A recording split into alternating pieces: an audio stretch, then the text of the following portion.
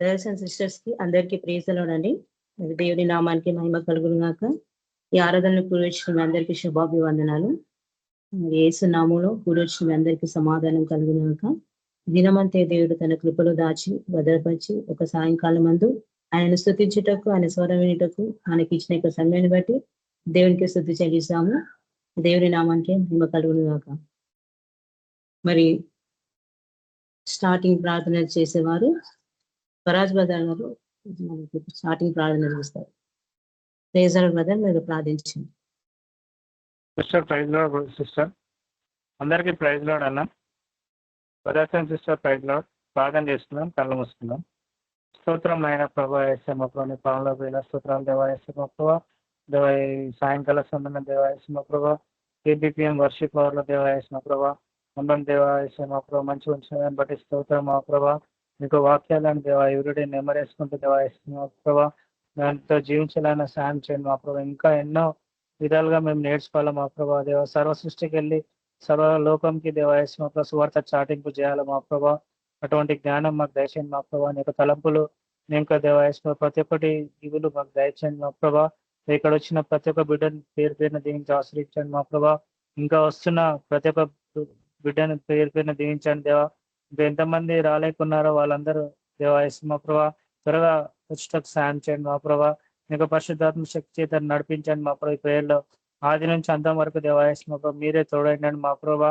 దేవాయస్మ ప్రభా నీకు గుణగణాలు మాలో ఉండటకు సాయం చేయండి మా ప్రభా.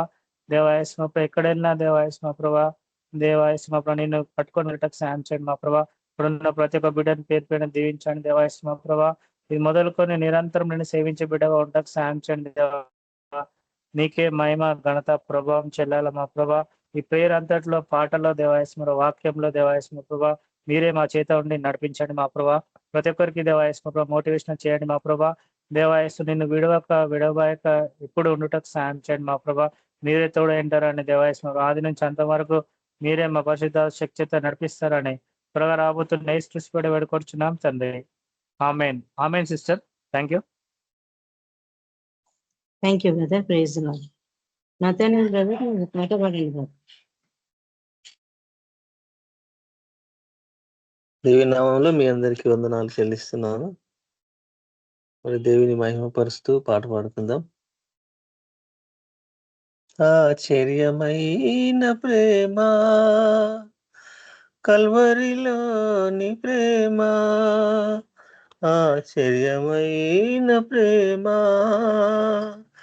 కల్వరిలోని ప్రేమ, మరణము కంటే బలమైన ప్రేమది నన్ను జయించని ప్రేమ, మరణము కంటే బలమైన ప్రేమది నన్ను జయించని ప్రేమ, ఆశ్చర్యమైన ప్రేమ, పరమును వీడిన ప్రేమ, ధరలో పాపిని వెతికిన ప్రేమ, పరమును వీడిన ప్రేమ, ధరలో పాపిని వెతికిన ప్రేమ, నన్ను కరుణించి ఆదరించి సేదదీచి నిత్య జీవమిచ్చే, నన్ను కరుణించి ఆదరించి సేదదీచి నిత్య జీవమిచ్చే, ఆశ్చర్యమైన ప్రేమ కల్వరిలోని ప్రేమ, మరణము కంటే బలమైన ప్రేమది నన్ను జయించని ప్రేమ, పావన యేసుని ప్రేమ, సిలువలో పాపిని మోసిన ప్రేమ, పావన యేసుని ప్రేమ, సిలువలో పాపిని మోసిన ప్రేమ, నాకై మరణించి జీవమిచ్చి జయమిచ్చి తన మహిమనిచ్చే, నాకై మరణించి జీవమిచ్చి జయమిచి తన మహిమనిచే ఆశ్చర్యమైన ప్రేమ కల్వరిలోని ప్రేమ మరణము కంటే బలమైన ప్రేమది నన్ను జయించని ప్రేమ మరణము కంటే బలమైన ప్రేమది నన్ను జయించని ప్రేమ ఆశ్చర్యమైన ప్రేమ నా స్థితి చూచిన ప్రేమ నాపై జాలిని చూపిన ప్రేమ నా స్థితి చూచిన ప్రేమ నాపై జాలిని చూపిన ప్రేమ నాకై పరుగెత్తి కౌగిలించి ముద్దడి కన్నీటిని తుడిచే నాకై పరుగెత్తి కౌగిలించి ముద్దడి కన్నీటిని తుడిచే ఆశ్చర్యమైన ప్రేమ కల్వరిలోని ప్రేమ మరణము కంటే బలమైన ప్రేమది నన్ను జయించని ప్రేమ ఆశ్చర్యమైన ప్రేమ శ్రమలు సహించిన ప్రేమ నాకై శాపము నోర్చిన ప్రేమ శ్రమలు సహించిన ప్రేమ నాకై శాపము నోర్చిన ప్రేమ విడనాడని ప్రేమది ఎల్లడూ ఎడబాయదు విడనాడని ప్రేమది ఎన్నడూ ఎడబాయదు ఆశ్చర్యమైన ప్రేమ కల్వరిలోని ప్రేమ మరణము కంటే బలమైన ప్రేమది నన్ను జయించని ప్రేమ మరణము కంటే బలమైన ప్రేమది నన్ను జయించని ప్రేమ ఆశ్చర్యమైన ప్రేమ. Praise lord sister and brother, అందరికి వందనాలు. దేవునికి మహిమ కలుగును గాక. Thank you brother. Praise lord.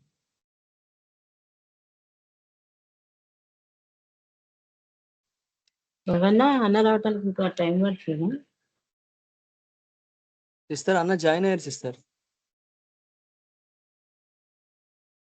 Sister praise lord అందరికి. ప్రైజ్ లార్డ్ అన్న. ప్రైజ్ లార్డ్ అన్న. మన మధ్యలో ఉన్న చంద్రశేఖర్ అన్న గారు వాక్యం చేస్తారు. కొంతసేపు ప్రార్థనలో సమయం గడుపుతాం. కళ్ళు మూసుకోండి. ప్రభువా నాతో మాట్లాడండి ఆయన.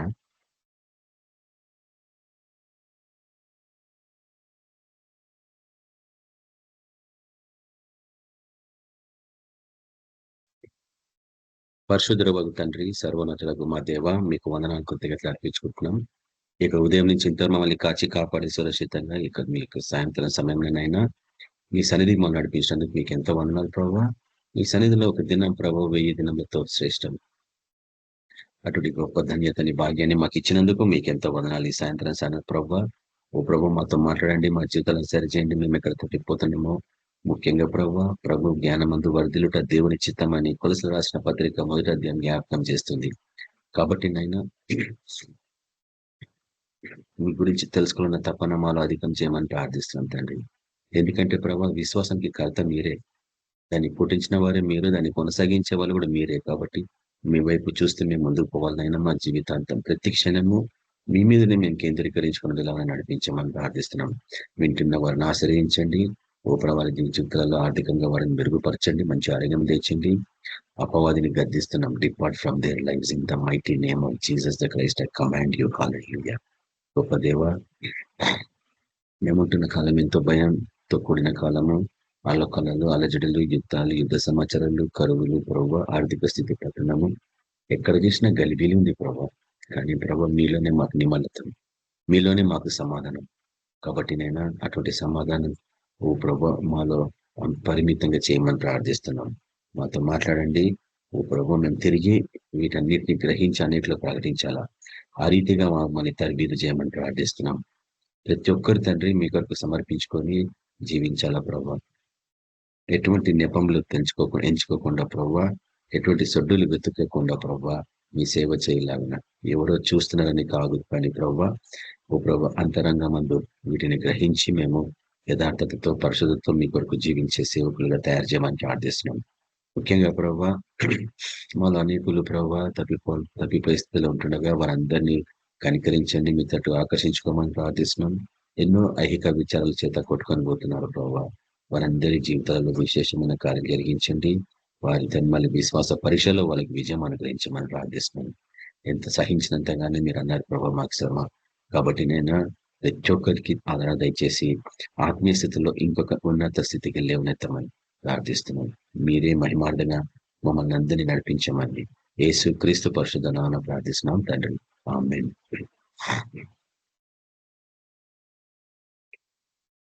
కొంతకాలం క్రిందట నెహెమ్యా గ్రంథం గురించి నేను క్లుప్తంగా చెప్పడం జరిగింది. ఎందుకంటే నెహెమ్యా మన ప్రభుకి నీడ వంటి వాడు.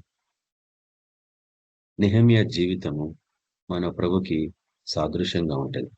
ఎందుకంటే నెహెమ్యాకున్న తపన, నెహెమ్యా చేసిన విధానాలు అవన్నీ మనకి మన ప్రభులో కనిపిస్తాయి అన్నట్టు.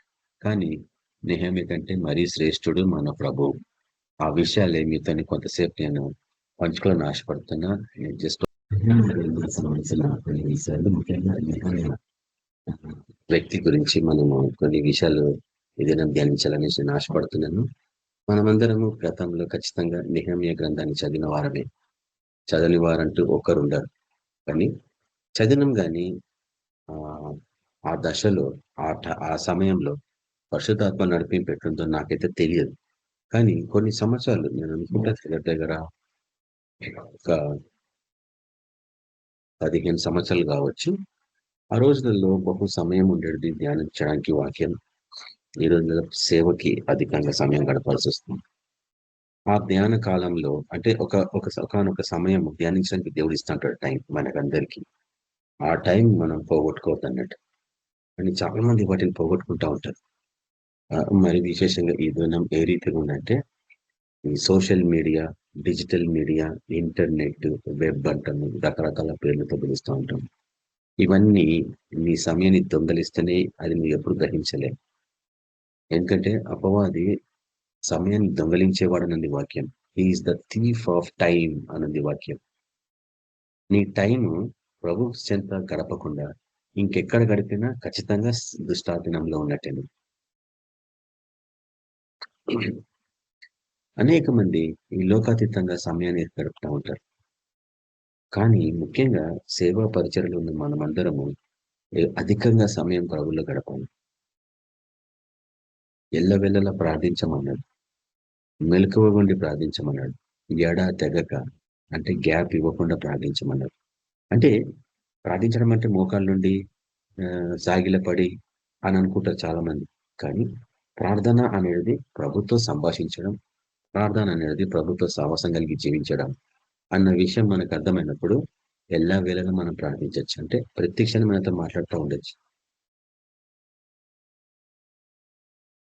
ముఖ్యంగా ప్రభుతో మాట్లాడాలంటే నీ సొంత భాషలో మాట్లాడాలంటే కాదని చెప్తాను నేను. ఎందుకంటే కొంతకాలం కిందట నేను ఆ విషయాన్ని చూపించాను. నిమ్రోదుకు సంబంధించినది, లేక బాబేలు గోపురానికి సంబంధించిన బోధలో. బాబేలు గోపురాన్ని వాళ్ళు కట్టినప్పుడు భూమి అంతటా ఒకటే భాష ఉండేను అన్న విషయం మనం ధ్యానించినాం. అయితే ఈ భూమి మీద ఉండే భాష మనుషులని ఐక్యపరుస్తుంది అన్న విషయం అక్కడ చూస్తున్నాం. ఆ ఒక్క భాష ద్వారా అందరూ ఏక తాత్పర్యం కలిగి ఆ గోపురాన్ని కట్టడం ఆరంభించింది. దాని తర్వాత అది ఎందుకు కట్టిన అనే విషయం చాలా మంది తెలుసు. గోపురం కట్టడం అంటే నీ యొక్క నీ యొక్క ఆ, నీ గొప్పతనాన్ని చూపించుకోవడము, మేము చాలా గొప్ప వాళ్ళము అని చూపించుకోవడము, మేము ఎట్టి పరిస్థితుల్లో తప్పిపోము అన్న విషయాన్ని చూపించుకోవడము, వ్యక్తిగత గుర్తింపులు, మా తెలివి ఎంతగా ఉంది అని చూపించుకోవడం, ఇవన్నీ గోపురానికి సాదృశ్యం అన్నట్టు. పెద్ద పెద్ద మేడలు కట్టడము మీకు గమనించినట్లయితే ప్రతి మందిరానికి ఒక పెద్ద గోపురం ఉంటుంది. ఆ గోపురం చేత ఆ మందిరం గుర్తింపబడతా ఉంటది అన్నట్టు. దాన్ని బట్టి మనం అర్థం చేసుకోవాలి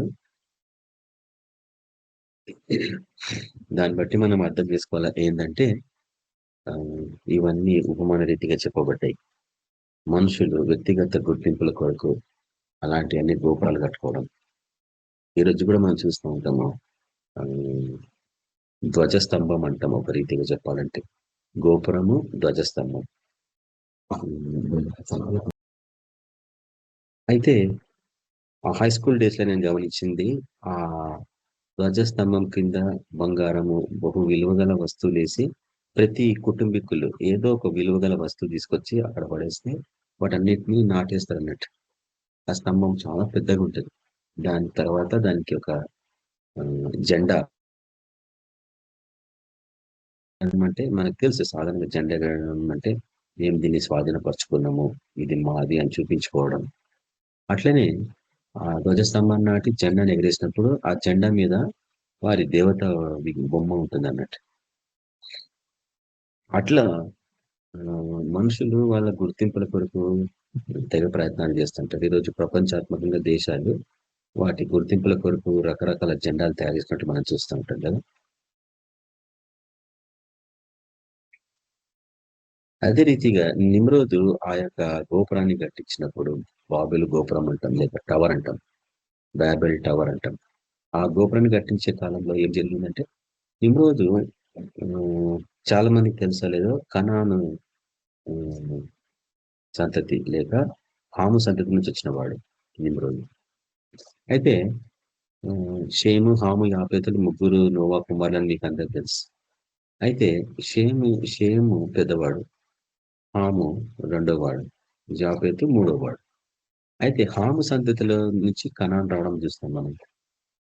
అది గతంలో ఒక ప్రశ్న వేసినాను. నోవాహు ఎందుకు కనానుని చెప్పించిండు? తప్పు చేసింది హాము అయితే కనాను ఎందుకు చెప్పించిండని ప్రశ్న వచ్చినా ఇంతవరకు ఒక జవాబు ఇవ్వలేదు. ఇటువంటి ప్రశ్నలు వాట్సాప్ వేసుకొని డిస్కస్ చేసుకోవచ్చు. తప్పు ఆన్సర్స్ ఇచ్చినా నష్టం ఏముండదు. ఎందుకంటే అట్లీస్ట్ అది తప్పని తెలుస్తుంది. అంతే సైలెంట్గా ఉంటే ఎప్పటికీ నీకు తప్పు తెలియదు, ఒప్పు తెలియదు. కాబట్టి వీటిని మనం ఒక స్టూడెంట్ లాగానే నేర్చుకోవడానికి ప్రయత్నించాలా. సరే, ప్రతిదీ చెప్పడం వల్ల అరటిపండు వలిచి తినిపించినట్లు ఉంటుంది కదా, కానీ మన ప్రయాసం లేదన్నట్టు, అక్కడ కష్టపడడం లేదన్నట్టు. కొన్నిసార్లు వీటిని అర్థం చేసుకుని నీకు ఉపవాస ప్రార్థన చేయాల్సి వస్తూ ఉంటుంది. లేకపోతే నీకు అది రిలీజ్ కాదు. అది రిలీజ్ కాకుంటే నీకు స్వేచ్ఛ రాదు, నీకు స్వాతంత్రం లేదన్నట్టు. వాక్యము నీకు రిలీజ్ అయినప్పుడే, బయలుపరచబడ్డప్పుడే నీకు స్వాతంత్రం. నీ శ్రమలలో, నీ కష్టాలలో, నీ ఆర్థిక స్థితిలో, ప్రతి స్థితిలో, ప్రతి దశలో. పోయిన ఆదివారము ఒకటి రిలీజ్ చేయబడింది. ఎందుకంటే దేవుడు నేను సమృద్ధిగా ఆశీర్వదించాలంటే, నీకు బహుగా ధనం అనుగ్రహించాలంటే ఒక సీక్రెట్ రిలీజ్ అయింది. ఏంటంటే ఆయన సేవ పరిచర్య కొరకు నేను సమర్పించుకుంటాను ధనాన్ని అన్నప్పుడు ధనం ఇస్తుంది. లేకుంటే నేను మిద్దెలు కట్టుకుంటా, కాళ్ళు కట్టుకుంటా అంటే అది రాదు. అది రెక్కలు కట్టుకొని ఎగిరిపోద్ది అంటాడు కదా విత్తన కాళ్ళు. కాబట్టి పేదరికంగా ఉండిపోతున్నట్టు లైఫ్ లాంగ్. ఒక సొంత ఇల్లు ఉండలేకపోతుంది చివరికి. ఏ రూపంగా కూడా మనము మన సాక్ష్యాలని చెప్పుకోలేని స్థితిలో ఉంటాం అన్నట్టు మన లైఫ్ లో ఎన్ని సమస్యలు. కాబట్టి ఎందుకు ఈ విషయాలు నేను మీకు జ్ఞాపకం చేస్తున్నానంటే, నిమ్రోదు బబులు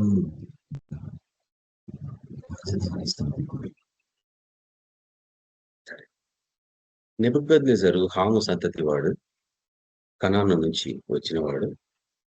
అయితే ఈ నెబుకద్నెజర్ అంటున్నా నిమ్రోదు గురించి మనం మాట్లాడుతున్నాం. నిమ్రోదు కనాను సంతతి, అయితే హాము సంతతి నుంచి వచ్చినవాడు. ఈ నిమ్రోదు పెద్ద కుమారుడైన షేము సంతానము, మూడో కుమారుడైన యాపెతు సంతానం మీద అధికారాన్ని సంపాదించుకున్నాడు. కాబట్టి శరీరానుసారమైన జీవితం అన్నట్టు. తర్వాత నిమ్రోదు మైటీ హంటర్ అని ఒక పేరు పొందుకున్నాడు కదా. అంటే ఆయన ఆయన బాణాలు విసిరేవాడు అన్నట్టు. బాణాలు విసిరేవాడు కాబట్టి అందరూ భయపడేవాళ్ళు అన్నట్టు బహుశా. అయితే నిమ్రోదు గురించి మనము అంతగా ఎప్పుడు దీర్ఘంగా ధ్యానించలేదు, కానీ నిమ్రోదు జీవితం బహు పాపపూరితమైన జీవితం. అవన్నీ ఓపెన్ గా మనం చెప్పలేము, కానీ ఇంకేదో రికార్డింగ్స్ లో మీరు చూసింటారు, వినింటారు ఇంతవరకు. తన సొంత తల్లినే అతన్ని అట్లా ప్రోత్సహించినట్టు మనం చూస్తూ ఉంటాము. పర్లేదు, దానికి సంబంధించిన విషయాలు మనకు అవసరం లేదు. కానీ నిమ్రోదు ఏ రీతిగా అయితే బాబెల్యాన్ని స్థాపించిండో, ఎందుకు అంటే మనుషులమందరము ఐక్యం కలిగి జీవించాలా, దేవుని సహాయం అవసరం లేదు అనేదే ఆ తాత్పర్యం అన్నట్టు. దేవుని సహాయం లేకుండా మనము పరలోకానికి పోవచ్చు, ఆకాశానికి ఎక్కిపోవచ్చు అనే ఆ యొక్క గోపురానికి యొక్క పరమార్థం అన్నట్టు, దాని అర్థం అన్నట్టు. కాబట్టి కొంతకాలానికి ఈ బబులోను ఎట్లా తిరిగి జీవించిందన్న విషయాన్ని మనం చూస్తా ఉన్నాం. నెబుకద్నెజర్ కాలంకి వచ్చేటప్పటికి, నెబుకద్నెజర్కి గర్వం కదా, ప్రపంచం అంతటా అటువంటి రాజ్యం లేదని, ఆయన రాజ్యము ఎంతగా విశాలపరచబడింది అనేది మనము దానియేలు గ్రంథంలో చూస్తాం. తర్వాత ఆ విగ్రహానికి సంబంధించిన కళ దానియేలు చెప్పినప్పుడు అది దాన్ని సత్యం గ్రహించగలిగిండు, కానీ ఆ కళ నెరవేరద్దు అనే తాత్పర్యం కలిగిన వాడు నెబుకద్నెజర్. కాబట్టి ఆ ప్రతిమ, దాని తల బంగారంది, దాని ఛాతీ భాగము వెండిది, ఇవన్నీ మీకు తెలిసినదే విషయాలు. కానీ అటువంటి అటువంటి అంటే కాలాలు అట్లా కాదలకుండా ఉండాలా అన్న తపన కలిగిన వాడు. కానీ ఆయనకు ఎవరు ఆలోచన ఇచ్చిండ్రో ఆ కళ తర్వాత తనంతట తాను ఒక విగ్రహంలో పెట్టినట్టు మనం చూస్తాం కదా. దాని తర్వాత షద్రక్, మెషక్, అబేద్నెగోలు ఆ యొక్క అగ్నిగుండంలో పడవేయబడడం, దేవుడు కాపాడండి వారు. 4వ వ్యక్తి షద్రక్, మెషక్, అబేద్నెగోలు గొప్ప జన సమూహానికి సాదృశ్యం అని మనం గతంలో ఒకసారి చూస్తా ఉన్నాం. ఇంకో రీతిగా దానియేలు కూడా గొప్ప జనానికి సాదృశ్యంగా కనిపిస్తూ ఉంటాడు కొన్నిసార్లు మనకి.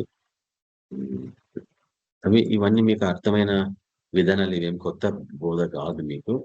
బైబిల్ అంతా 4 గుంపులకు సంబంధించిందని నేను చూపిస్తాను మొదటి నుంచి. సర్పములు, తేళ్లు, గొప్ప జన సమూహము, దాని తర్వాత 1,44,000 మంది. వీళ్ళకి సంబంధించిన సూచనలు బహు తేటగా బైబిల్ అంతటా కనిపిస్తూ ఉంటాయి. ఈరోజు మీకు మళ్ళా నేను చూపించబోతున్నాను. చాలా ఆశ్చర్యంగా ఉంటాయి బైబిల్లో ఇవన్నీ వెతుకుతా ఉంటే. ఎంతో సంతోషం, ఎంతో ఆనందము, ఇవన్నీ జీవము, ఇవన్నీ ఎంతో విలువగలవి అన్న ఆ యొక్క ఆసక్తి అధికమవుతా ఉంటది. చదివే కొద్దీ సమస్తము పెంట కుప్పలాగా అనిపిస్తుంది వీటిని చదువుతా ఉంటే. ఇంతకాలం వేస్ట్ చేసినామే అనిపిస్తుంది, ఇంతకాలం పోగొట్టుకున్నామే అనిపిస్తుంది. ఇందులో ఉన్న సీక్రెట్స్ ఎన్నో చూసినాం. ఇందులో సీక్రెట్స్ నేను ఎన్నో చూపించిన. ఏ రోగం నీకు టచ్ కావద్దంటే సీక్రెట్స్ ఉన్నాయి. రోగాన్ని నేను విడిచిపెట్టిపోవాలంటే సీక్రెట్స్ చూపించిన నేను. ఆర్థికంగా మీరు ఎట్లా అభివృద్ధి పొందాలన్న సీక్రెట్స్ చూపించినాను. మీరు ఏ రోజు కూడా మీ పిల్లలు ఎప్పుడు బిచ్చం ఎత్తుకోరు అనుంది వాక్యం. ఆ సీక్రెట్ నేను చూపించిన. మీ పిల్లలు ఆర్థికంగా, మీ పిల్లలు ఎట్లా ఫలిస్తారు, సీక్రెట్స్ ఉన్నాయి అందులో. దాని తర్వాత నువ్వు దీర్ఘాయువు కలిగి జీవించాలా అంటే సీక్రెట్స్ ఉన్నాయి. ఎన్నెన్నో సీక్రెట్స్ బైబిల్లో ఉన్నాయి. వీటిని విడిచిపెట్టి ఈ లోకం తట్టు తిరుగుతూ ఉంటాము. ఆ యూట్యూబ్ చిట్కాలు వాడుతూ ఉంటాం. చూసినాం కదా లాక్డౌన్ టైంలో, కోవిడ్ టైంలో అన్ని కషాయాలు దాగి గొంతులని జడగొట్టుకున్నవారు, పోయి హాస్పిటల్ పడ్డవారు కడుపు నొప్పులతో, ఈ సొంత తలంపులు అన్నట్టు. కానీ ప్రభువు తన తలంపులు మనకు అనుగ్రహించడానికే, ప్రభు క్రీస్తు కలిగిన మనసు నాకు కావాలైనా అన్న ప్రార్థన నీకు అవసరం. క్రీస్తు కలిగిన మనసు అంటే ఏదో తెలుసు ఎవరికైనా? నాజీలు చేపట్ట జీవితంలో నేను చూపించిన క్రీస్తు కలిగిన మనసు అంటే ఆయన దాసుని స్వభావం కలిగిన వాడు. అదే ఆ మనసు నీకు రావాలా. నువ్వు దాసునిలాగా జీవించడం నేర్చుకోవాలా, దాసురాల్లాగా జీవించడం నేర్చుకోవాలా. అంటే ఇతరుల బాగోగులు ఆలోచించే వారిలాగా, ఇతరులకు సేవ చేసే వాళ్ళలాగా మీరు ఉండాలా. ఇంటి దగ్గర కూర్చొని ఎన్ని గంటలు ప్రార్థన చేసినా వేస్టే, ఎన్ని దినములు 40 దినాలు ఉపవాస ప్రార్థన చేసినా వేస్టే. క్రీస్తు కలిగిన మనసు చివరి స్థితి కదా నాజీలు చేపట్ట జీవితంలో చివరి దశ. క్రీస్తుకి బానిస, క్రీస్తుకి ఖైదీని నేను, బాండ్ సర్వెంట్ అంటాం, క్రీస్తుకి బానిసని నేను. కాబట్టి నాకు ఇంకా వేరే వ్యామోహాలంటూ ఉండవు అన్నట్టు, వేరే కోరికలంటూ ఏముండవు అన్నట్టు. ఎప్పుడు ప్రభువే నాకు కావాల్సింది. ఎక్కడికి పోగలను? అందరు విడిచిపెట్టి వెళ్ళిపోతున్నారే నన్ను, మీరు కూడా వెళ్ళిపోతారంటే పేతురు మేము ఎక్కడికి పోవాలా ప్రభు? సమస్తం మీరే. ఆ తపన, ఆ ఆలోచన నీకు నాకు ఈ దినం అవసరం. ప్రతిదీ యేసు ప్రభులోనే ఉంది. ఇంకా నువ్వు ఆయన తప్ప ఇంకెక్కడికి పోయినా గానీ ఆయనకు పాత్రనివి కాకపోతావేమో బహుశా. జాగ్రత్తగా ఉండడం నేర్చుకోవాలి. కాబట్టి బబులోను కి ఇశ్రాయేలు ప్రజలందరూ చెరకొని పోబడ్డారు అని మనం చూస్తాం కదా ఇర్మియా గ్రంథంలో. ఇర్మియా బహు గొప్ప ప్రవక్త. బైబిల్ అంతటా బహుగా దుఃఖంలో జీవితాన్ని ముగించిన ప్రవక్త ఎవరంటే ఈయన ఒక్కడే. తక్కిన ప్రవక్తలు కూడా బాధపడిండ్రు, ఏడ్చిండ్రు, రాత్రంతా ప్రార్థన చేసిండ్రు. దేశం గురించి, రాజుల గురించి, రాజుల పిల్లల గురించి ప్రార్థన చేసిన వారు, ప్రజల గురించి బాగా ప్రార్థన చేసే వాళ్ళు ప్రవక్తలు, యాజకులు కాదు. ప్రవక్తలు దేశాల గురించి, ప్రజల గురించి ప్రార్థన చేస్తూ ఉంటారు, విజ్ఞాపన చేస్తూ ఉంటారు దేవుని సన్నిధిలో. అందుకే దేవునికి ప్రవక్తలు అంటే చాలా ఇష్టం. సారీ. అయితే నెహెమ్యా గురించి ఒక రోజు మరీ దీర్ఘంగా నేను మీకు చూపిస్తాను. కానీ ఈ దినం మటుకు కొన్ని ముఖ్యమైన అంశములు, ఎందుకు ఇతను మన ప్రభువుల వారికి నీడ వంటి వాడు అన్న విషయాన్ని నేను మీకు చూపించేస్తాను ఈ దినం. కాబట్టి నెహెమ్యా గ్రంథానికి వెళ్ళినప్పుడు మీరు ఏం చూస్తారంటే ఇదంతా 5వ శతాబ్దం, అంటే మన ప్రభుకి 500 సంవత్సరాల ముందు జరిగిన చరిత్ర అన్నట్టు. బబులోనుకి చెరగొనిపోయిన వాళ్ళలో యూద రాజుల పిల్లలు అనేక మంది ఉన్నట్టు మనం చూస్తాం.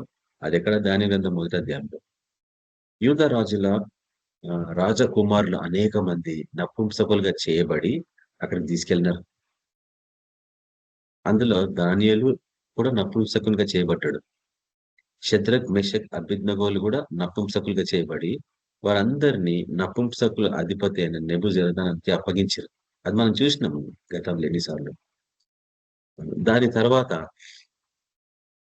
దానియేలు జీవన విధానం ఎట్లుండే?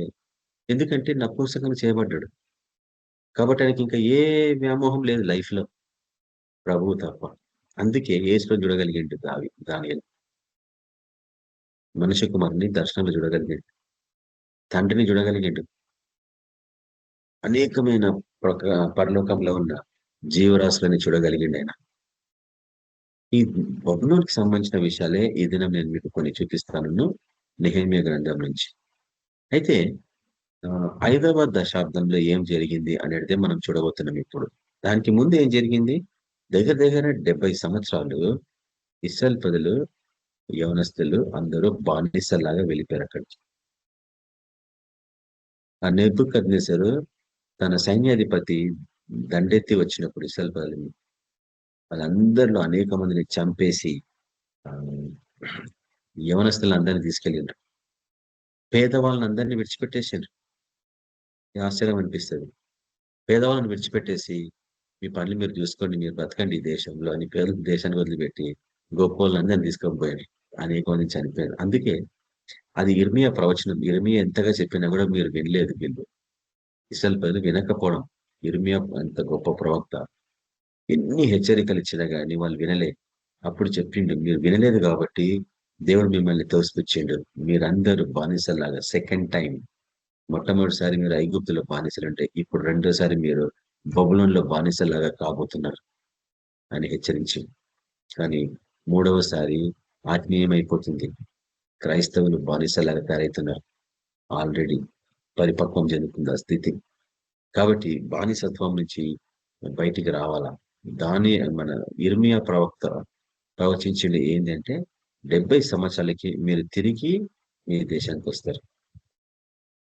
దానియేలుకి ఆ ప్రవచనం జ్ఞాపకం ఉంది, ఇర్మియా ప్రవచనం. కాబట్టి దాని తర్వాత ఏం జరిగింది? కొంతమంది వచ్చారు, కొంతమంది అక్కడే విడిపోయారు. ఈ రోజు కూడా ఇశ్రాయేలు ప్రజలు మన దేశంలో చాలా మంది ఉన్నారు. అంటే 2000 సంవత్సరాలకి పైగా ఈ దేశంలో ఉన్నారు. రాజమండ్రి పలాస ప్రాంతాలలో ఈ మనషే గోత్రికులు ఇంకా ఉన్నారు. గుజరాత్ పోతే మరి కొంతమంది గోత్రికులు ఇంకా ఉన్నారు. ఇంకా ఇక్కడ స్థాపించుకున్నారు. వాళ్ళ ఇండ్లు, వారి మందిరం ఉంది. గుజరాత్ లో మందిరం ఉంది వాళ్ళది. పెద్ద కాలనీస్ వాళ్ళవి. నార్త్ ఈస్ట్ అంటాం కదా, అక్కడ దిక్కు అనేక మంది ఇస్రాయలీ గోత్రికుల వారు ఇంకా ఉన్నారు. ఎన్నో వేల సంవత్సరాల నుంచి మన దేశంలో ఉన్నారు. అందుకే ఇస్రాయల్ దేశస్తులకి ఇండియా అంటే ఇష్టం. ఎందుకంటే మనం వాళ్ళకి ఆశ్రయం ఇచ్చినాం. వాళ్ళకి ఇష్టం ఉండాలని మనం ఆశ్రయిష్టం అనేది కాదు. ఆ రోజుల్లో ఇండియా అందరికీ ఆశ్రయం ఇచ్చింది. ఎందుకంటే ఇది ఒక దేశం లాగా లేదు, ఇది ఒక ఖండం లాగా ఉండే.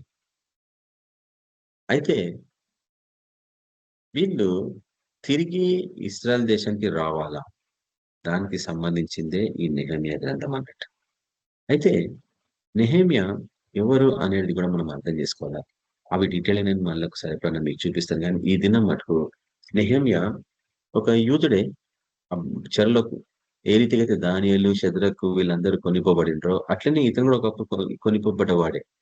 కానీ ఇతని గురించి మనం ఎక్కడ చూస్తామంటే బబులోన్ కాలము, నెబుకద్నెజర్ కాలంలో కాకుండా ఆ యొక్క పారసిక రాజుల కాలంలో మనం చూస్తాం అన్నట్టు. ఎందుకంటే బబులోను రాజ్యం కూలిపోయినాక జరిగిన స్టోరీ ఇది. పారసిక రాజులు వచ్చి దాన్ని కబ్జా చేసుకున్నాక నెబుకద్నెజర్ కుమారుడైన బెల్షాజర్ అతను చనిపోవడం మనం చూస్తాం. దాని తర్వాత జరిగిన స్టోరీ ఇదంతా అన్నట్టు. అయితే కోరేష్ అనే రాజు రావడము, అక్కడ నెహెమ్యా ఆ రాజు దగ్గర అతనికి తన యొక్క పాత్రలో ద్రాక్షరసం పోసి ఇవ్వడం. అక్కడ నుంచి స్టార్ట్ అవుతుంది ఈ యొక్క అధ్యాయం, ఈ పుస్తకం అంతా. కాబట్టి నెహెమ్యా ద్రాక్షరసము పోసేవాడు అని అర్థం ఓ రీతికి చెప్పాలంటే అతని పని. కాబట్టి ద్రాక్షరసము ఇచ్చేవాళ్ళు ఎవరు అనేది మనం అర్థం చేసుకుంటే, మొట్టమొదటిసారిగా మనం చూస్తాం కొత్త నిబంధన పుస్తకాలలో మన ప్రభు పస్కా పండుగ రోజు తన శిష్యులకి అనుగ్రహించింది కదా, ఈ పాత్రలో ఉన్నది నా యొక్క రక్తం, దీన్ని తీసుకున్నప్పుడు నన్ను జ్ఞాపకం చేసుకోండి అని చెప్తా ఉంటాడు కదా. కాబట్టి నెహెమ్యా మొట్టమొదటిసారి ఏ రీతిగా పరిచయం చేయబడుతుందంటే, ఒక కప్పు బేరర్ లేక ఆ యొక్క ద్రాక్షరసము అప్పగించే పాత్రలో ద్రాక్షరసం పోసి ఆ రాజుకి అప్పగించేవాడు. ఎవరి రాజు అంటే అహశ్వరోషు రాజు.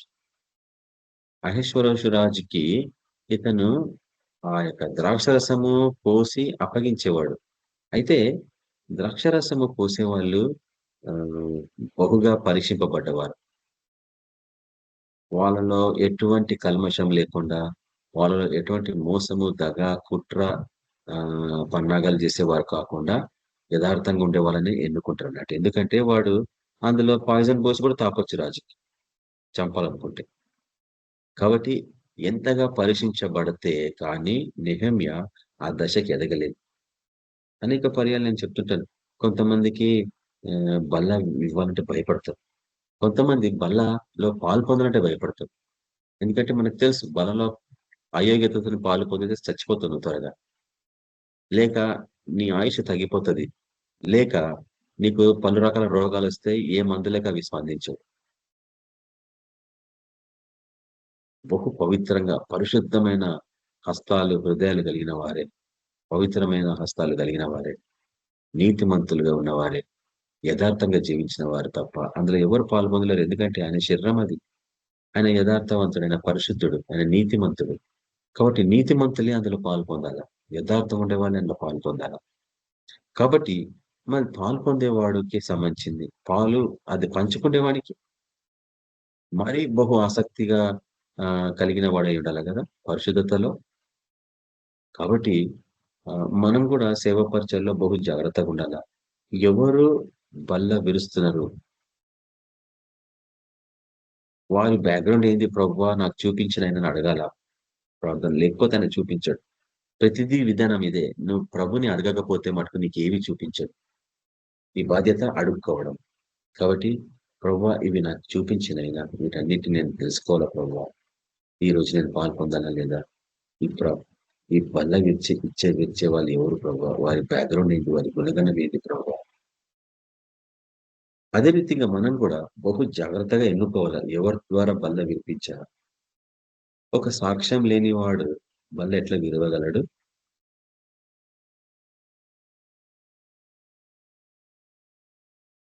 ఒక ఫెయిల్డ్ పర్సన్ తన జీవితంలో వల్ల ఎట్లా ఇవ్వగలడు? నీకు ఒక సాక్ష్యం ఉండాలి, పరిశుద్ధత, ఉం? విజయం, జయించిన వాడవై ఉండాలని. నీ సమస్యల మీద, నీ యొక్క కష్టాల మీద, ప్రతి దానిలో విజయం సంపాదించడం వల్ల ఉండాలి. ఎందుకంటే ఆయన విజయవంతుడు కదా. రోమి రాష్ట్ర పత్రిక 8వ అధ్యాయంలో మనం చూస్తాం. ఆయన విజయవంతుడు కాబట్టి మరి ఆయన యోగ్యుడు. నువ్వు కూడా అంతే. పాపం మీద విజయం పొందిన వాడు, ఆ విజయాన్ని నీకు అనుగ్రహించి నీ పాపంలో క్షమించిన వాడు, ఆ విజయాన్ని జ్ఞాపకం చేసుకుంటూ నువ్వు బలం విరవగలవా? కాబట్టి బహు జాగ్రత్తగా మనము బల్ల విరవాలంటే నువ్వు ఉపవాస ప్రార్థన చేయడం నేర్చుకోవాలి. తీర్మానించుకోండి. మీరు ఉపవాస ప్రార్థన చేయకపోతే మీరు బల్ల విరవద్దు. ఎవరన్నా కావచ్చు కదా. అయితే నెహెమ్యా బహు బాధగా అక్కడ మనకు కనిపిస్తూ ఉంటాడు. ఒకసారి చూడండి, నెహెమ్యా గ్రంథము 1వ అధ్యాయం.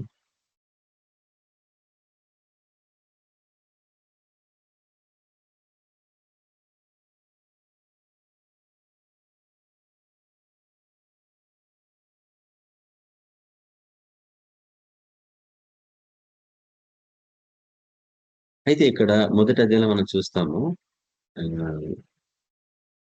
హకల్యా కుమారుడైన నెహెమ్యా యొక్క చర్యలు అని ఆరంభమవుతుంది ఈ వాక్యం, ఈ యొక్క అధ్యాయం. కాబట్టి నెహెమ్యా ఏమేమి చేసిన అనేది ఇక్కడ ఉన్నాయి అన్నట్టు. అయితే 20వ సంవత్సరంలో కిస్లేపు మాసమున, ఇస్రాయల్ దేశపు క్యాలెండర్స్, కిస్లేపు మాసమున మీకు తెలుసు అబీబు నెల, ఇట్లా కొన్ని నెలల పేర్లు ఉంటాయి అక్కడ. కిస్లేపు మాసమున నేను షూషను కోటలో ఉండగా నా సహోదరులలో హనానీయను ఒకడును యూదుల్లో కొందరు వచ్చి చెరపట్టబడిన శేషములో తప్పించుకొని యూదులను గూర్చియు యెరూషలేమును గూర్చి నేను వారిని అడగగా, వారు చెరపట్టబడిన వారిలో శేషించిన వారు ఈ దేశంలో బహుగా శ్రమను నిందను పొందుచున్నారు, మరియు యెరూషలేము యొక్క ప్రాకారము పడద్రోయబడింది, దాని గుమ్మములను అగ్ని చేత కాల్చబడినవి అని నాతో చెప్పిరి. ఈ మాటలు విన్నప్పుడు నేను కూర్చుండి ఏడ్చి. ఎంతమందికి ఈ వాక్యం ఈరోజు జ్ఞాపకానికి వస్తుందో నాకు తెలియదు. యెరూషలేము పట్టణము ప్రాకారంలో కూలిపోయినాయి, మందిరము శిథిల స్థితిలో అయిపోయినది, రాళ్ళు నిండిపోయినాయి, అన్ని కూలిపోయిన రాళ్ళన్నీ శిథిలంలో అయిపోయి మందిరంలో ఉన్నాయి.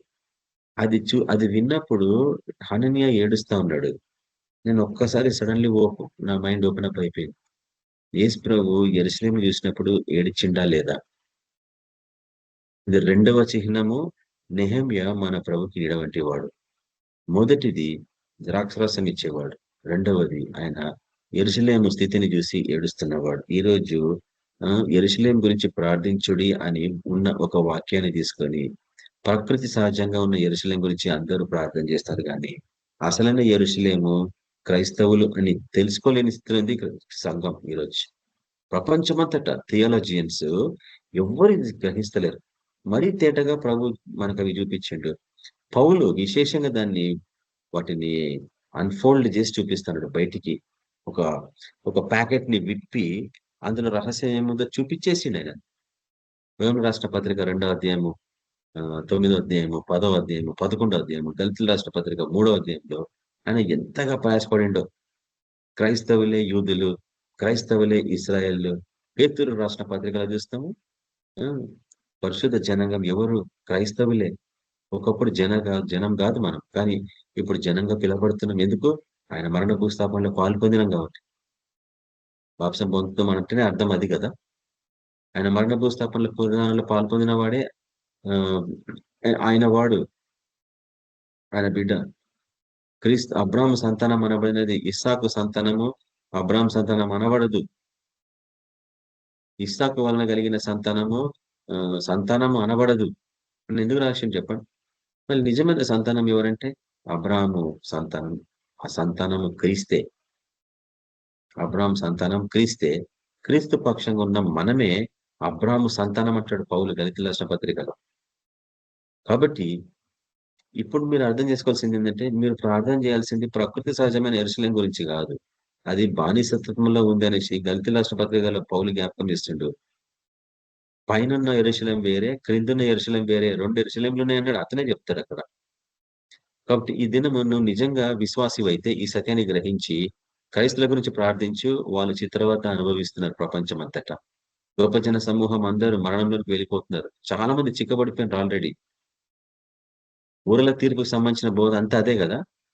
సగం సత్యం సగం అబద్ధంలో ఉన్న క్రైస్తవులందరూ చిక్కబడుతున్నారు. బోయవాని ఉరిలో పడ్డట్టు వాళ్ళందరూ చిక్కబడి రథాలలో బంధించబడిపోతున్నారని జకర్య గ్రంథాలు చూసినాం మనం.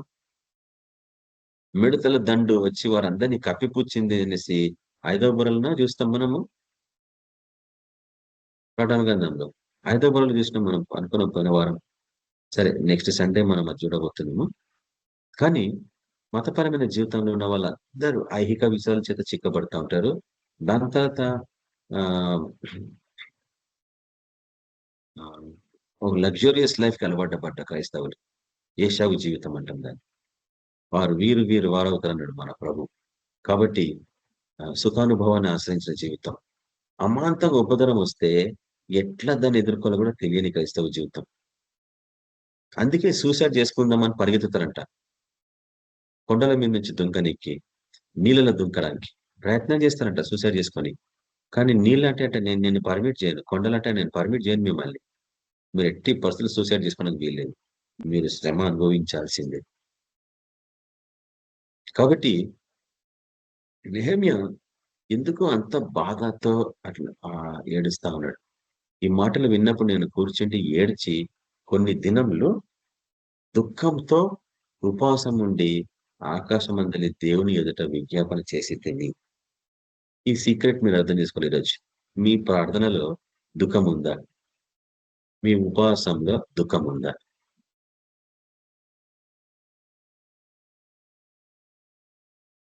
మీ ఉపవాసాలలో దుఃఖం ఉందా? మీరు ఎప్పుడన్నా ఏడ్చిండ్రా? మీకు నిజంగా ఏడుపు వస్తుందా ప్రార్థన చేస్తుంటే? కన్నీళ్లు దొర్లుతా ఉంటాయా మీ చెంపల మీద నుంచి? ఎంతమంది చనిపోయినారో మీకు తెలుసా? నేను ఒకసారి ఒక అతని సాక్ష్యం వింటా ఉన్నాను, పాస్టర్ సాక్ష్యం. ఆయన చర్చిలో, ఇది ఎక్కడ, సౌదీ అరేబియా, అది అక్కడెక్కడ అరేబియన్ కంట్రీ, ఇరాన్ అనుకుంటా, ఇరాన్. చాలా సంవత్సరాల క్రితం స్టోరీ ఇది, సాక్ష్యం. పోయిన ఆదివారం వచ్చిన ఫ్యామిలీ నెక్స్ట్ ఆదివారం రావట్లేదు చర్చికి. ఏమైందంటే ఎక్కడ పోయినా రావడలేదు. అంత భయంకరమైన కాలంలో మనం ఉంటున్నాం. అమాంతంగా మాయమైపోతున్నారు క్రైస్తవులు.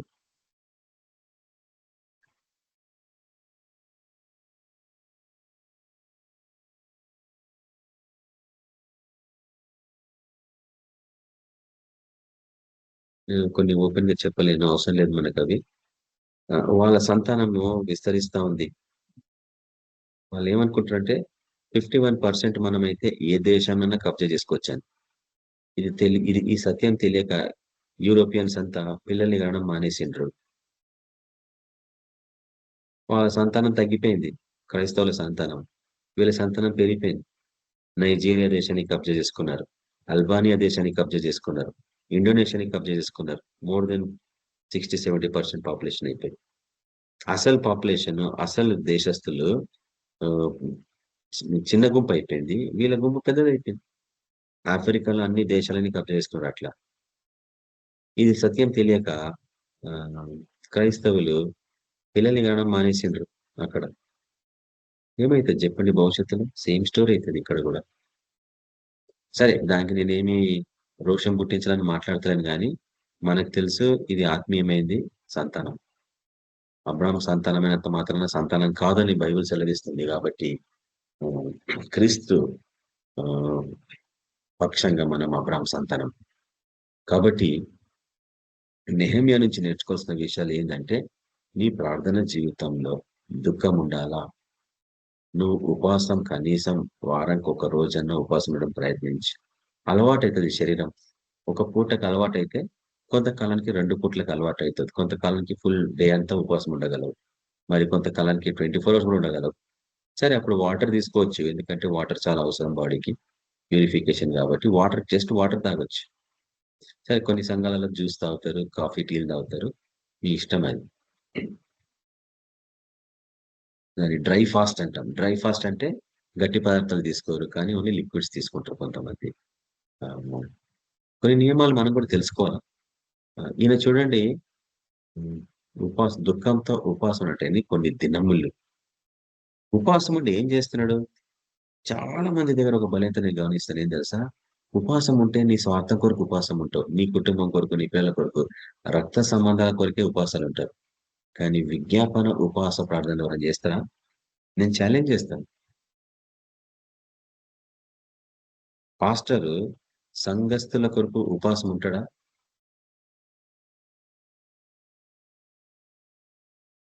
సంఘస్థుల కష్టాలను దృష్టిలో పెట్టుకొని ఉపవాసం ఉంటాడా? నెహెమ్యా కలిగిన హృదయం అది. మన ప్రభువు ఉపవాసంతో, దుఃఖంతో, ఆయన దుఃఖం ఎంత భయంకరంగా ఉంది. రక్తము కారుతుంది, చెమట రక్తంగా మారింది. ఆయనలో అటువంటి వేదన. కష్టాలలో ఉన్న వాడిని చూస్తే ఆయన బాధపడేవాడు, ఏడ్చేవాడు. మన ప్రభు ఏడ్చేవాడు. యెరూషలేమును చూసినప్పుడు ఏడ్చినవాడు కదా. నీకైతే మళ్ళీ అటువంటి స్థితి ఉందా లేదా? క్రీస్తు కలిగిన మనసు అంటే అదే కదా. ఇతరుల బాగోలు ఆలోచించేవాడు రాజు అంటే. రాజు ఇతరుల కష్టాలను అర్థం చేసుకొని ఆదుకునేవాడు. మరి అటువంటి గుణగణము మనమందరం పొందుకోవాలా అనేది ఈ వాక్యం హెచ్చరిస్తా ఉందన్నట్టు. ఇక మీదట ఇప్పుడు నీకు ఒక మంచి అవకాశం ఇచ్చిన దేవుడు. నాకు బాగా గుర్తుంది కొన్నిసార్లు ఇది సపోజ్ నీకు జాబ్ లేదనుకో బ్రదర్, బెస్ట్ టైం ఇది నువ్వు సేవ చేయాల. సిగ్గుతో వాడు సైతానుడు నీ జాబ్ని వదిలేయాల. నీ జాబ్ పోయిందంటే నువ్వు ఉపవాసం ఉండి ప్రార్థన చేసి సేవ పరిచయాలకు వెళ్ళిపోవాలా ఫుల్ టైం. తర్వాత నీకు జాబ్ వస్తుంది. అది ఎన్ని సాక్ష్యాలు మనం విన్నామో మన గ్రూప్స్లలో.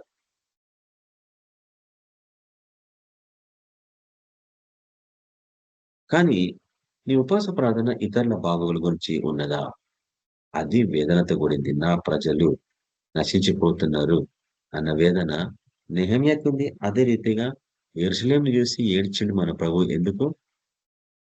ఎన్నిసార్లు నేను నిన్ను కాపాడినా, నిన్ను ఎన్నిసార్లు నేను కాపాడాలా అన్న వేదన. మీరెందుకు నన్ను గుర్తించలేకపోతున్నారు?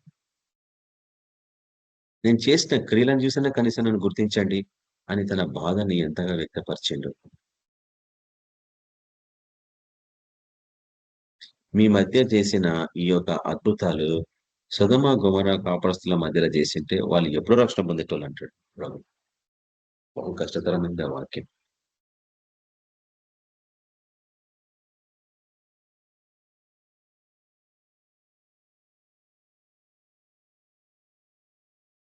కాబట్టి నెహెమ్యా ప్రార్థన మీరు తర్వాత ధ్యానించండి.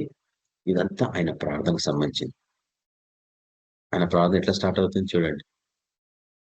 ఎట్లనగా ఆకాశం అందున్న దేవా యెహోవా, భయంకరుడవైన గొప్ప దేవ, నిన్ను ప్రేమించి నీ ఆజ్ఞలను అనుసరించి నడుచు వారిని కటాక్షించి వారితో నిబంధనను స్థిరపరచువాడా. ఏదైనా ప్రార్థన చేయాల ప్రభువా, ఆ యొక్క నిబంధన నాతో స్థిరపరచునైనా, నా జీవితంలో స్థిరపరచు, నా కుటుంబంలో స్థిరపరచు. నీ చిత్తం పర్లోకం నెరవేరినట్లు భూమి మీద నెరవేరును గాక, నా జీవితంలో నెరవేరును గాక, నా కుటుంబంలో నెరవేరును గాక, నా వంశంలో నెరవేరును గాక, భవిష్యత్తులో మా వంశాలలో మా ఇంటి గోత్రంలో నెరవేరును గాక, మా దేశంలో నెరవేరును గాక అని మనం ప్రార్థన చేయడం నేర్చుకోవాలి ఈ దినం. ఆ నిబంధన స్థిరపరచువాడు ఆయన.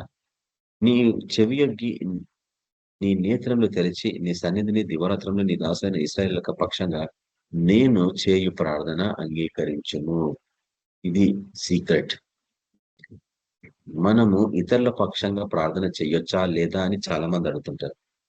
మనం చేస్తాం, ప్రవ్వా ఈ బిడ్డ పాపాలు క్షమించినైనా ప్రార్థన చేస్తాం. మనం దానియేలు ప్రార్థన మీకు చూపించిన గతంలో దానియేలు ప్రార్థన చేసింది, ప్రవ్వా నా పాపం క్షమించినైనా, నా దేశ ప్రజల పాపములు క్షమించినైనా ప్రార్థించినా లేదా? ఇక్కడ నెహెమ్యా ఏమని ప్రార్థన చేస్తుంది చూడండి. నీ దాసులైన ఇశ్రాయేలీయుల పక్షంగా నేను చేయు ప్రార్థన అంగీకరించుము. నీకు విరోధంగా పాపం చేసిన ఇశ్రాయేలీయుల కుమారుల దోషమును నేను ఒప్పుకొనిచున్నాను. ఇదేమన్నా ప్రార్థన? ఎవరన్నా అడుగుతారా చెప్పండి? ఇట్లా ఎవరన్నా ప్రార్థన చేయొచ్చా? మా తండ్రుల పాపం నిమిత్తమై నేను ఒప్పుకోవచ్చా? మా తండ్రులు పాపం చేసినారు ప్రభువా, వారిని క్షమించినైనా అని. బైబిల్ చదవరు కాబట్టి వ్యతిరేకస్తులు అన్నట్టు వాళ్ళు. వ్యతిరేకంగా మాట్లాడేవాళ్ళు. నేనును నా తండ్రి ఇంటి వారును పాపం చేసి ఉన్నాము. ఒప్పుకోవాలా? మా ముత్తాతలు 400 సంవత్సరాల తరములు పాపాలు చేసినాయి. విగ్రహాలను పూజించారు. మంత్రగాండ్లు అవి నడిచేవి విగ్రహాలు వీళ్ళ వీళ్ళ మంత్రాలకి. ఊరంతా భయపడేటోళ్ళు. అంత కఠినమైన మంత్రగాండ్లు మా పూర్వీకులు. ఒప్పుకోవాలా? ప్రభు వాళ్ళు చేసిన పాపాలను క్షమించిన ఆయన. మా తండ్రులు మా తాతలు చేసిన పాపములను క్షమించు తండ్రి. నేను ఒప్పుకుంటున్నాను వాళ్ళ పాపములు. నేనును నా తండ్రి ఇంటి వారును పాపం చేసి ఉన్నాము. నీ ఎదుట బహు అసహ్యంగా ప్రవర్తించితే మీ చెత్త బొమ్మలన్నీ పూజించి నీ సేవకులను మోసే చేత నీవు నిర్ణయించిన ఆజ్ఞలనైనను కట్టడలైనను విధులైనను మేము గైకొనకపోతే మీ ప్రార్థన చూడండి ఎట్లుంది. తప్పులు ఒప్పుకోవాలా? ఎవరన్నా హెచ్చరిస్తే ఖండిస్తే ఒప్పుకోవాలా? ఒకవేళ నీకు దేవుడు నిజంగా బయలుపరిచి ఈ ప్రజల గురించి నేను ఏం చేయాలో ప్రార్థన అంటే ఆయన బయలుపరుస్తాడు. నీకు తెలియకుండా నువ్వే ప్రార్థన చేస్తుంటావు భాషలలో వాళ్ళ గురించి. అది నీకు అర్థం కానవసరం లేదు. ఇందాక నేను చెప్పడం మర్చిపోయాను ఆ విషయం. ఒకటే తాత్పర్యం కలిగిన వారు దేవునికి విరుద్ధంగా ఒకటే భాష ఉంది కాబట్టి దేవుడు వారి భాషలు తారుమారు చేసిండు. దాని తర్వాత మనుషులందరూ విడిపోయి రకరకాల దేశాలు పుట్టినాయని నేను మీకు చూపించిన గతంలో. అంటే భాషలు తారుమారైపోయినాయి. ఈ లోకపు భాషలు అన్ని తారుమారైపోయినాయి. అవి ఐక్యతని సూచించని భాషలు. ఏ భాషనే కానీ వీడు ఇంగ్లీష్ బాగా మాట్లాడతాడు, వీడు తెలుగు కూడా, తెలుగు వల్ల వీళ్ళు తమిళ వల్ల, వీళ్ళు హిందీ వల్ల. వ్యత్యాసాలు ఎందుకు? బాబేలు గోపురం దగ్గర ఆరంభమైంది వ్యత్యాసాలు. దేవుడు భాషలు వ్యత్యాసాల కొరకు క్రియేట్ చేసిండు. వీళ్ళు ఐక్యత కలిగి ఉంటే వీళ్ళు ఖచ్చితంగా పరలోకం గిట్లనే వచ్చేస్తారు పాపంతో. కాబట్టి దాన్ని అడ్డగించిండు దేవుడు. కానీ అపోస్తలకాండలో మనం చూస్తాము, తిరిగి ఆ భాషని దేవుడు వారికి అనుగ్రహించాడు. ఏంటది? దేవుడు మాట్లాడే భాష.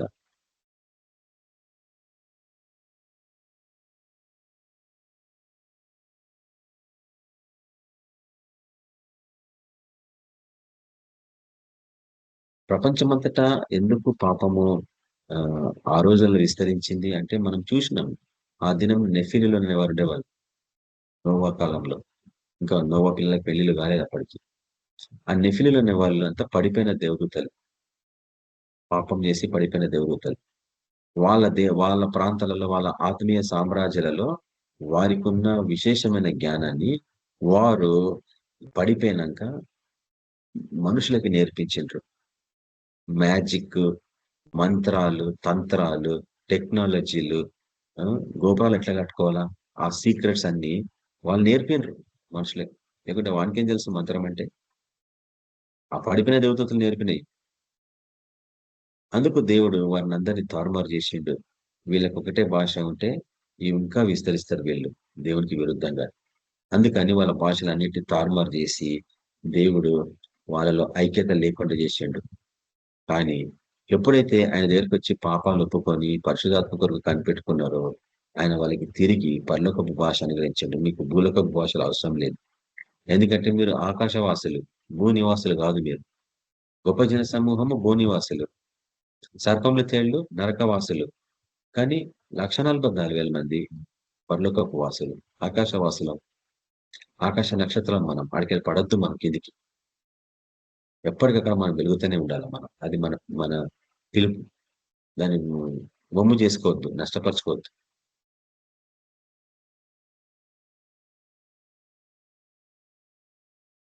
ఎనిమిదవ వర్షంలో నీ సేవకుడైన మోషేతో నీవు సెలవిచ్చిన మాటను జ్ఞాపకం తెచ్చుకొనము. అదేదనగా మీరు అపరాధము చేసినలా జనులలో నుంచి మిమ్మల్ని చెదరగొట్టుతును.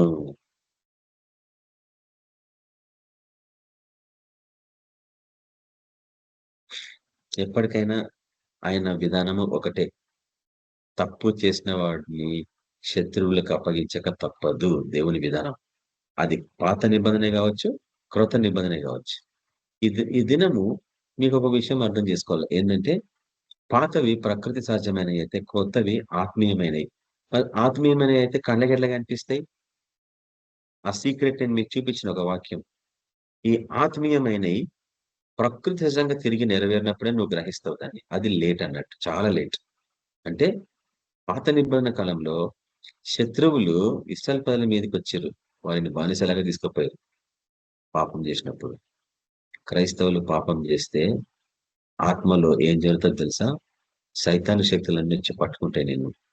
నీ శరీరంలోనికి దూరిపోతుంటాయి. ఎందుకంటే నీ నీ శరీరానికి ఎన్నో గేట్స్ ఉంటాయి. ఒకరోజు నేను చూపిస్తా గేట్స్. ఇప్పుడు చూపియాను. ఏ గేట్ల నుంచి దురాత్మలు లోపలికి వెళ్తాయో నేను మీకు చూపిస్తా. ఎఫెసీయుల రాసిన పత్రిక 6వ అధ్యాయంలో ఉన్నాయి. ఎట్లా దూరుతాయి కూడా అవి నీ శరీరంలో. నీ శరీరంలోకి ఒకసారి దూరిందంటే ఏదో ఒక అవయవాన్ని పడతాయి అవి. కిడ్నీస్ అనబట్టచ్చు, లివర్ అనబట్టచ్చు, లంగ్స్ అనబట్టచ్చు, దేనైనా గుండెనైనా పట్టచ్చు, మెదడునైనా పట్టచ్చు, ఏదో ఒక అవయవాలను పట్టచ్చు అది. అందుకే డోర్స్ క్లోజ్ చేయమని ఎన్నిసార్లు చెప్తుంటాను. దానికి నాజీరు చేయబడ్డ జీవితం బహు ప్రాముఖ్యమైనది. పాపంని అసహించుకోవాలా, వ్యామోహాలు వద్దు.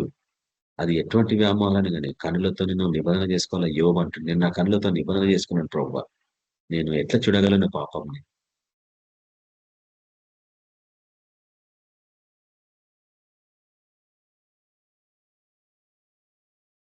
అయితే దేవుడు 9వ వచనంలో ఒక సలహా ఇస్తున్నాడు. అదే నెహెమ్యా ప్రార్థన.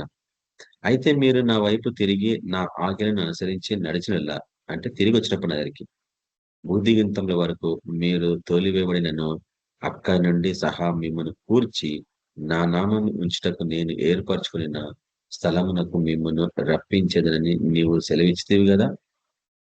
ఈ విషయం నీకు ఇదేనా అర్థం కావాల? 9వ వచనం. దేవుడు ఏర్పరచుకున్న స్థలం ఏది? సీక్ స్ట్రైట్ కోసం మీకేస్తా. ఎవరైనా జవాబు ఇవ్వగలరా? దేవుడు ఏర్పరచుకున్న స్థలం ఏది చెప్పండి? అది శారీరకమైంది కాదు. ఎందుకంటే సమయ స్థితిని మన ప్రభు మాట్లాడాడు.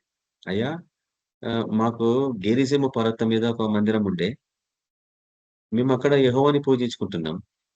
మీ వాళ్ళు వచ్చి దాన్ని కూలగొట్టిండ్రు. యెరూషలేము మందిరంలోనికేమో మమ్మల్ని రానియకపోతిరి, మేము అంటరాని వారం అని. మాకున్న మందిరాన్ని మీరు కూలగొట్టిరి. మరి మాకు అక్కడ మందిరం లేదు, ఇక్కడ మందిరం లేదు. ఇక్కడ మీరు రాణిస్తలేరు. మరి ఎట్లా ఆరాధన చేసుకోవాలా అంటే మన ప్రభుకి జవాబు ఇస్తుండమ్మా. ఒక దినం వస్తుంది, అది ఆల్రెడీ వచ్చేసింది. అది వచ్చేసింది ఇప్పుడు. ఆయన అట్లా లాక్కొని వచ్చాడు టైంని. చరిత్రలో భవిష్యత్తులో జరగబోయే టైంని ముందుకు తీసుకొచ్చాడు. గతంలో జరిగిపోయిన దాన్ని భవిష్యత్ కాలానికి తీసుకొచ్చిండు. జగత్ పునాదులు వేయబడక ముందే గొర్రెపిల్ల మన కొరకు వధింపబడాడు. సృష్టికి ముందే అక్కడి నుంచి ఆ చరిత్రలో ఎప్పుడో జరిగింది, కొన్ని లక్షల సంవత్సరాల క్రితం. దాన్ని తీసుకొచ్చి ఎగ్జాక్ట్లీ మొదటి దశాబ్దంలో పెట్టిండు. మన ప్రభుకి సమస్తం సాధ్యం. ముందుకు వెనకలికి తీసుకెళ్తా ఉంటాడు. నీ యవ్వన కాలాన్ని ముందు తీసుకెళ్తే నీ పరిస్థితి ఎట్లుంటది? సాధ్యమా కదా? అందుకే నేను ప్రతిరోజు ప్రార్థన చేసేటప్పుడు అనుమానంలో తీసుకొచ్చే దురాత్మ యేసుక్రీస్తుని గద్దిస్తున్నా, లేకపోతే నీ మీదకి తీర్పే, మరణానికి అప్పగిస్తాను. అంటే ఇంకా నీ దగ్గరికి అనుమానాలు రావన్నట్టు. దురాత్మలు చచ్చిపోతాయి అంటే చాలా మందికి అర్థం చేసుకోరు. ఆదమ్మ వాళ్ళు పాపం చేసినప్పుడు చనిపోలేదా? కానీ వాళ్ళు బ్రతికే ఉన్నారు కదా అంటారు కదా. వాళ్ళు ఎందులో చనిపోయినారు? ఒక డైమెన్షన్ లో చనిపోయినారు. ఒక ఆత్మీయ జీవితంలో చనిపోయినారు వాళ్ళు. కాబట్టి దురాత్మలు కూడా చనిపోతాయి నువ్వు నోటితో మాట్లాడితే. మరణానికి నేను అప్పగిస్తున్నా, ప్రతి దురాత్మ చనిపోను గాక అని నువ్వు ప్రార్థన చేసినప్పుడు యేసుక్రీస్తున్నా, ఆ దురాత్మలు మీ ఇంట్లో పనిచేయడం బంద్ అయిపోతాయి. మనం ఎక్కడికి వెళ్ళిపోతున్నాం వాక్యం.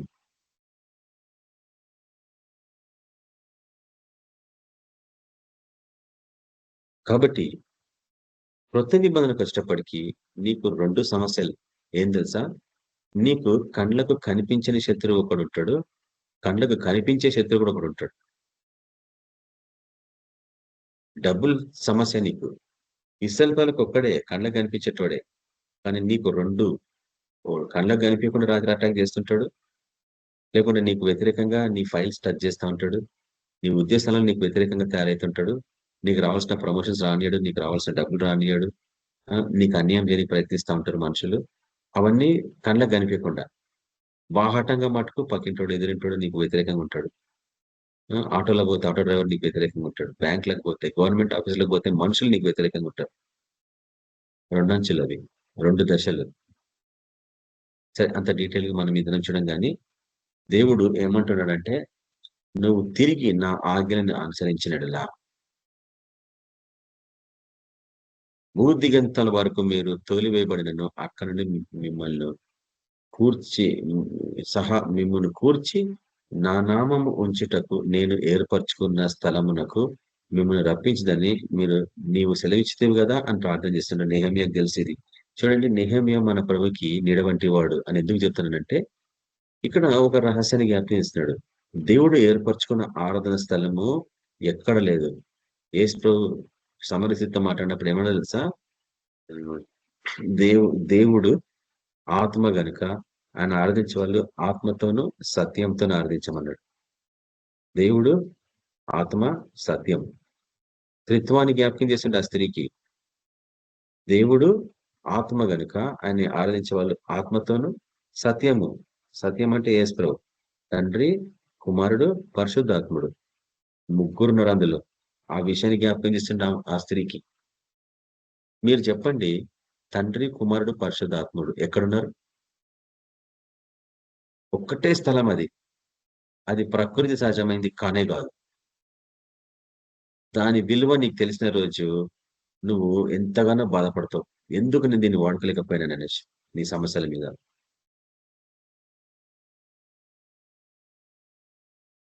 దేవుడు ఏర్పరచుకున్న ఆరాధన స్థలం అని నేను ఒక సిరీస్ రికార్డింగ్స్ చేస్తాను త్వరలో. కానీ ఈరోజు మటుకు మీకు నేను రిలీజ్ చేస్తున్నాను. దేవుడు ఏర్పరచుకున్న ఆరాధన స్థలం ఏది తెలుసా? యేసు క్రీస్తు నామం.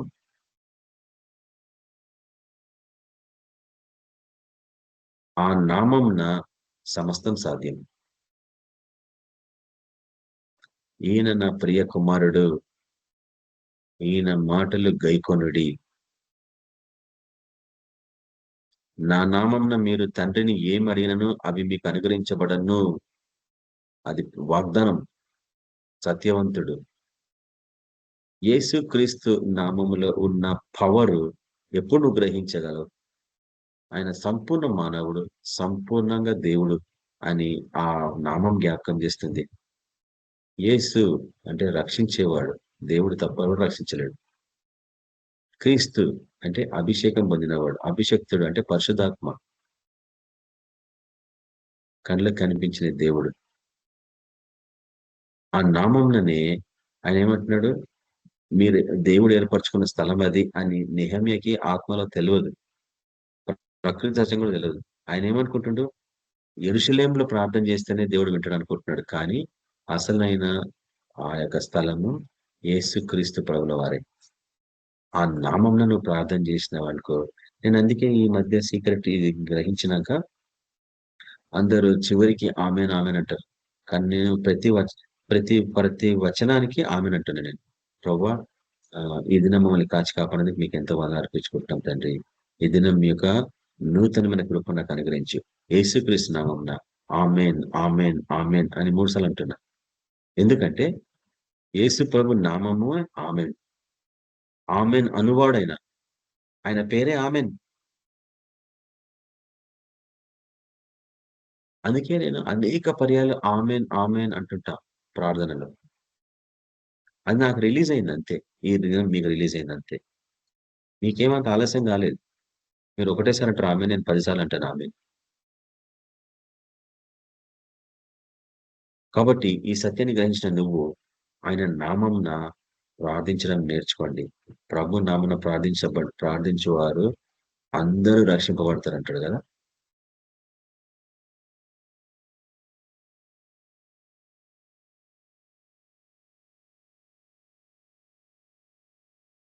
కాబట్టి ఆయన ప్రార్థన ముగిస్తుంది ఇక్కడ.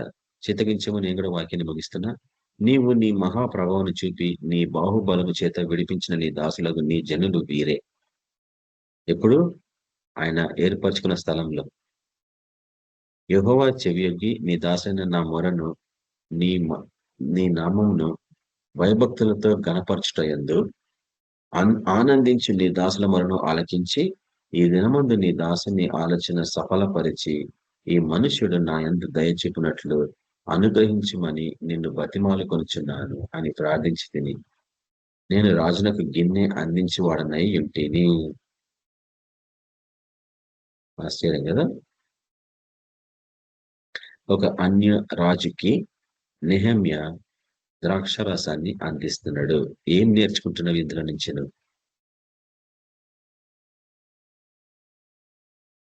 నీకు మంచి పేరుంది నెహెమ్యా అని, కానీ నువ్వు ఎప్పుడన్నా అందించినవా?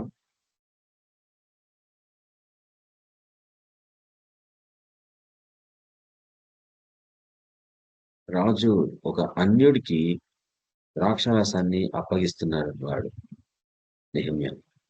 నీ సీక్రెట్ నువ్వు అర్థం చేసుకోవాలి రోజు. అటువంటి ప్రార్థన చేస్తూ, అంటే బహు ప్రార్థన పరుడు అన్న పాయింట్ నేను ఇక్కడ అర్థం చేసుకుంటున్నా. మన ప్రభు ప్రతిసారి విశేషంగా ఆయన పరిచర్యలో ఆరాధన అయిపోయినాక లేక అద్భుతాలు చేసినాక రహస్యంగా వెళ్ళిపెట్టాడు, మాయమైపెట్టాడు. మనుషులు స్వస్థపరిచినాక మాయమైపెట్టాడు. శిష్యులు ఎక్కడెక్కడ తిరుగుతున్నారు జన సమూహంలో. ఈయన సీక్రెట్ గా వెళ్ళిపోయి ఒక స్థలాన్ని కూర్చొని ప్రార్థన చేసుకుంటున్నాడు. ఆయనకు సీక్రెట్ అర్థమైపోయింది. నేను ఎంతగా ప్రార్థన చేస్తే అంత ప్రభావం నేను పొందుకోగలను. పైగా దేవుడు ఒక విషయాన్ని బయలుపరిచింది నాకు కొంతకాలం కిందట.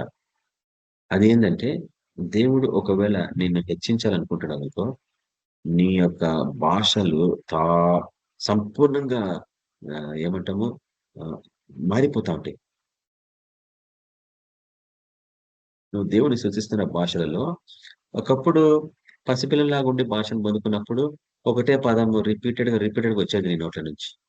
కానీ నువ్వు ఆత్మలో అభివృద్ధి చెంది సంపూర్ణ స్థితికి ఎదిగే టైంకి నువ్వు ఎంతో విశాలంగా అనర్గళంగా రకరకాల భాషలలో నువ్వు ప్రార్థిస్తున్నప్పుడు ఏమవుతుంది తెలుసా? నువ్వు ఒక సీక్రెట్, ఆత్మీయ సీక్రెట్స్ వాటిని మనం ఆత్మలో ఈ యొక్క ప్రపంచంలో నువ్వు వాటన్నిటిని రాసిపెట్టేస్తున్నావు. అవి ఆయనకు అనాది సంకల్పాలు అవన్నీ. నువ్వు భాషలో నాన్ స్టాప్ వర్షిప్ చేస్తూ ప్రార్థన చేస్తా ఉంటే ఆ వాతావరణంలో నువ్వు ఆ పదాలన్నీ రాసి పెట్టేస్తున్నావు. అది అద్భుతాలు జరిగినప్పుడే నువ్వు గ్రహించగలవు, అంతకు నీకు అర్థం కావాలి. అందుకు నీకు భాషల వరం అవసరం. నీ ప్రార్థనలో అది బహు ప్రాముఖ్యమైనది. నువ్వు భాషలలో ఎంతగా కొన్ని సంవత్సరాలు కూడా ఆల్మోస్ట్ నాకు 30 years నేను భాషల్లో ప్రార్థించడం. భాషలో ప్రార్థనే కాదు, భాషల్లో పాటలు పాడేవాడిని నేను.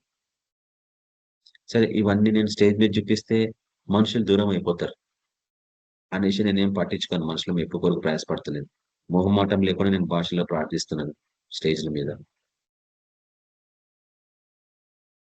దయ్యాలు వెళ్ళగొట్టక ముందు భాషలో నేను ప్రార్థిస్తున్నా. దాంతో మాట్లాడుతున్నా. దానికి అర్థమైపోతుంది వీడు ఎవడని. నీకు అధికారాన్ని దేవుడు ఇవ్వాలా అని తలుచుకుంటే నీ భాషలలో మార్పులు వస్తాయి. నువ్వు సమృద్ధిగా విశేషమైన భాషలు ఎప్పుడు మాట్లాడని విధానంగా మాట్లాడుతూ ఉన్నావు అంటే నీ ఆత్మీయ స్థితి నెక్స్ట్ లెవెల్కి ఎదిగిపోయింది. ఊహించుకో, ఇంకొక 5 years నువ్వు అదే రీతిగా గంటలు భాషల్లో ప్రార్థన చేస్తే నీ పరిస్థితి ఏమైపోతుంది? ఆత్మీయ ప్రపంచంలో నిన్ను ఒక అధికారిగా ప్రభు అనౌన్స్ చేస్తాడు. ఫినిష్డ్. ఆ అనౌన్స్మెంట్ తర్వాత నీ ఎదుట దుష్ట శక్తులు ఏవి నిలబడలేవు. ఎంత కఠిన ఆత్మలు, సాతానుడు సహితం నీ ఎదుట నిలబడలేడు. వాక్యం ఉంది, శత్రు బలవంతుల మీదకి అధికారం ఇచ్చిన అన్నాడు. అది నిజంగా నెరవేరే టైం. నీ ప్రార్థనలో అటువంటి మార్పులు తెచ్చుకో. పొద్దున్న లేసి పరిగెత్తుతా ఉన్నావు, ఏం సంపాదించుకున్నావు? సున్నా. పొద్దున్న లేసి పరిగెత్తుతున్నావు రకరకాల ప్రాంతాలకి, ఏం తెచ్చుకున్నావు, ఏం పోషిస్తున్నావు? అంతా రోగగ్రస్తమైంది. 1 గంట సేపు సమయం గడపండి ప్రభు సన్నిధిలో. ఉదయం పూట అలారం పెట్టుకొని లేయండి. 4:30కి 5 o'clockకి అలారం పెట్టుకొని లేయండి. ప్రార్థన చేయడం నేర్చుకోండి. ఈ వాక్యాలు ధ్యానించడం నేర్చుకోండి. ఈ వాక్యాలు ఎంతగా ధ్యానిస్తా ఉంటే నీ శరీరంలోని నీ రక్త జీవ కణాలన్నీ ఉజ్జీవింపబడతా ఉంటాయి.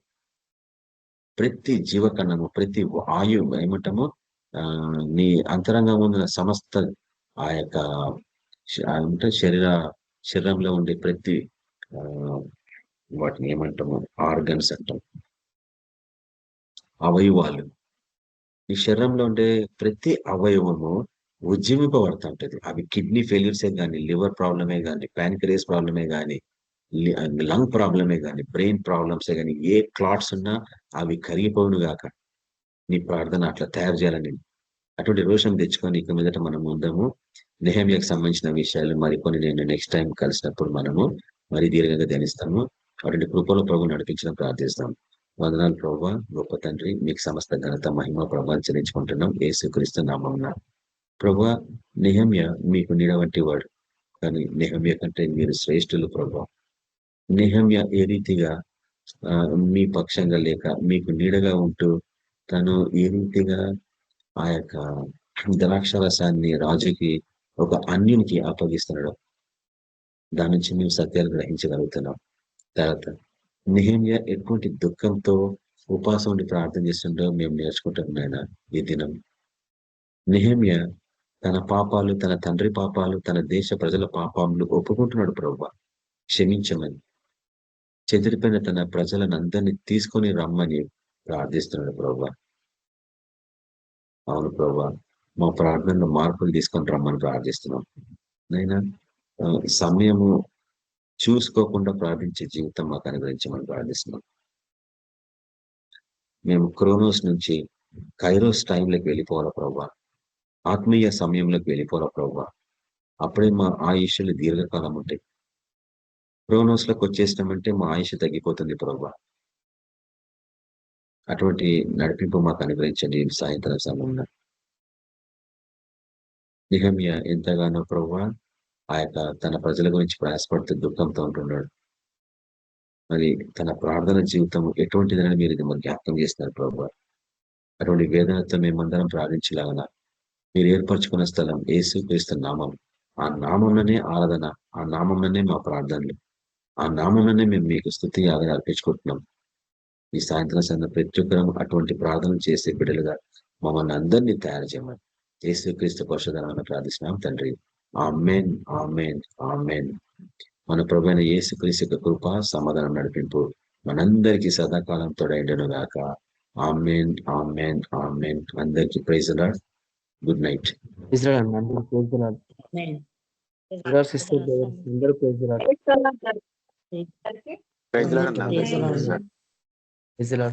అందరికీ praise lord brothers and sisters. అందరికీ ప్రైజ్ లార్డ్.